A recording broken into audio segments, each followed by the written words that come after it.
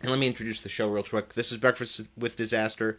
We are live every Tuesday at 10 a.m. We have a simple mission. We tell you all the worst things that can happen. So hopefully you know how to avoid them. And we've got some practical information today. But I'm going to turn first. I'm going to try to do my best newscaster voice, right? I'm going to talk to you about a story that's already sweeping our nation. I wish I had newscaster hair. I look a little haggard. It's a story of human carelessness, human ingenuity, and mortal danger. A silent killer, a new one that everyone's been talking about. I'm talking, of course, about eggs. As you've seen on probably every news station in every part of this country, egg prices are at an all-time high. There's an inflation index that just came out. The producer price index that looks at manufacturing costs showed a 210% increase in the cost of an egg year over year from last January to this January. So if you bought an egg last year for $1, it would now cost over $3 just to buy it. And the cause, at least what we're being told is the cause, is a horrible outbreak of avian flu, which has decimated the chicken population. It has killed a whopping 58 million hens. That is about 7 times the population of New York City. The human population, not the chicken population. That's pretty bad. But of course, we're not here to just talk about eggs. This show is called Breakfast with Disaster, so I guess an egg-themed catastrophe would be appropriate, but specifically, I'm going to talk about the fire element to this. There's a conspiracy theory going around. The basic idea is this, that there have been several fires at chicken farms recently that have been really bad. When I say really bad, really damaging, there was one in December in Pennsylvania, killed about 100,000 chickens. Or 250,000 chickens, excuse me. And then one in Connecticut that killed about 100,000 more. That's 650,000 chickens. That is a lot of chickens. And aside from just being horrible tragedies, it's got people on the internet wondering if this isn't some sort of conspiracy theory. Great minds of our time, like this fella, CatTurd2 on Twitter, who tweeted, "Good morning to everyone except the evil demons purposely screwing with our food supply." The idea being that egg prices are so high that whoever creates eggs, the egg farmers of the world, they're raking in money hand over fist, and so they're setting these fires at their own farms to cut more into the supply so they can keep raising the prices of eggs. I would not take CatTurd's word for it. I would instead turn to the experts who study this stuff, and one in particular that I follow quite a bit called the National Fire Protection Association, the NFPA, and you folks in the insurance industry and the firefighting world, I'm sure, are very familiar with them. Here's what the NFPA has to say. Let's look at their numbers. They looked at 4 years of animal housing fires recently, because this is a conspiracy theory that is now pretty common. So, looked at 4 years of data just in animal housing. What did they find? About 930 in animal, like livestock or poultry storage centers in the last 4 years, and another additional 750 in production properties. So we're looking at more than 4 fires a day, according to the NFPA, as the norm where these chickens are raised. These fires are, unfortunately, and this was a really kind of harrowing statistic for me, but they're very deadly for the animals, obviously, but specifically chickens. Out of the 2.8 animals that were killed in these fires, 95% of them were chickens in the past 4 years. You do not want to be a chicken in a burning building. You really don't stand a chance. These fires are tragic and definitely not out of the ordinary, but people are sort of looking into them and trying to read between the lines and think that there's some sort of egg conspiracy afoot. Not the case. Still, people are trying to take matters into their own hands, and this is another thing the NFPA wants me to warn you about. And that is chicken coops in your own home. According to news reports all over the country, because of these fires, because of the bird flu, because of the lack of egg supply in the country, more and more people are starting to raise chickens in their backyards. And you might be doing this. You might have thought about doing this. I know me and my wife, we have sort of funnily talked about raising some chickens. I think my father-in-law reminded me that they smell bad and that coyotes would get them, and that sort of took the fun out of it. But lots of folks are looking into this, and the idea is pretty simple. I'm going to raise my own chickens. I'm going to get my own eggs. I'm going to be able to slaughter those chickens, eat them, whatever.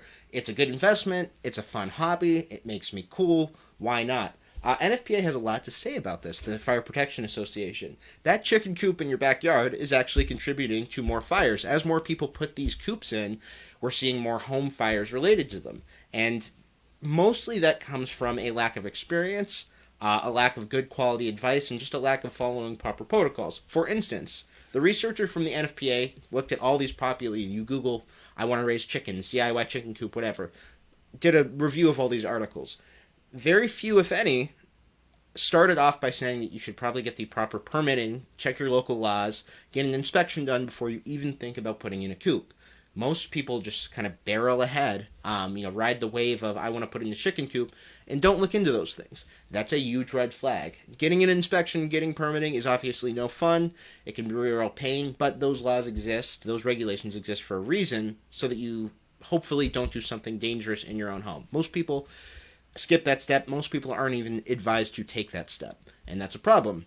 But past that, the coop itself is kind of a tinderbox, and the advice that you get about putting that coop in, not great. For instance, the researcher from the NFPA looked at the brooder, is what it's called. It's basically a kind of heating device for the chicks, because chicks cannot regulate their own body temperature when they're born for several weeks. You have to keep them warm basically at all times. How do you solve that problem? If you are a professional chicken farmer, you probably have a real brooder that you can put chicks in to keep them alive until they can grow up and produce eggs, so forth. If you're doing it at your house, the advice that you get is to go get a cardboard box. You put pine shavings in it. You attach a heat lamp onto it, and then you put it in your house. And this was, to quote the NFPA researcher, totally astounding advice. Not in a good way. Because what you're doing is taking something that's already flammable, a cardboard box, you're filling it with extra flammable material, pine shavings, you're attaching a heat source to it, a heat lamp, and then you're putting it in your house and leaving it unsupervised for long periods of time. That's a fire hazard. That's like the definition of a fire hazard. But that's what people are being told to do. But even if you take that out of it and you look at the coops themselves, there's still lots and lots of issues. For instance, electricity. You need to run electricity if you're going to put a coop in, because you need to run lights, you need to run heaters basically all the time, you need to run your automatic waterers. There's a lot that goes into it. If you're investing in putting in a proper coop, you're probably going to invest in putting in proper electricity for it, especially electricity with GFCIs that can interrupt any sort of short circuit, any sort of electrical fire, stuff like that. Most people don't do that because they're sort of doing this on a whim as a hobby, and they're running extension cords from their house to this coop. That in itself is dangerous. We all know you shouldn't misuse extension cords, but keep in mind, a chicken coop has additional moisture. It's much more humid, much more moist than your average place, and it's got all sorts of dust, flammable dust, floating around that can clog up electrical outlets, create issues, and cause things to overheat. Very easy to cause a problem if you're just running a bunch of extension cords into it. Past the electricity, the heat itself can be a huge issue. There's a lot of heat that's necessary to run a coop. We're talking the brooders that we just mentioned. You need heated spaces where chicks can live because they cannot regulate their own body temperatures. Those spaces need to be at least 95 degrees Fahrenheit for an extended period of time consistently, or else the chicks will die. You need space heaters. You need to heat your waterers. You need to heat the place. It's a lot of heat. A ton of heat sources going into this tiny little tinderbox. And that really is a tinderbox. Everything that's in a chicken coop is almost by definition flammable. You've got hay. You've got bedding. You've got the poor chickens. There's a reason that only 5% of chickens survive a fire.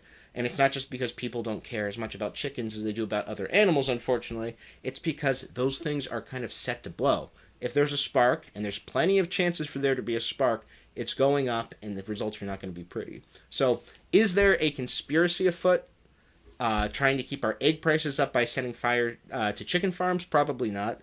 Are people setting fire to their own homes thinking that there's a conspiracy afoot? Absolutely. So if you're thinking about putting in a coop, maybe you have a coop already. If you want to play farmer, you want to play a little Stardew Valley in your own life, be careful. Get your permits, get an inspection.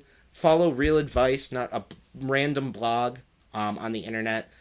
Be safe, be cognizant of the electricity and the heat, and just make good decisions, and you should probably be okay.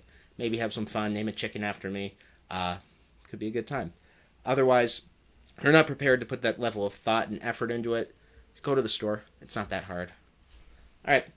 Thank you guys for hanging out. Sorry for the technical difficulties. We are going to get to our prize wheel.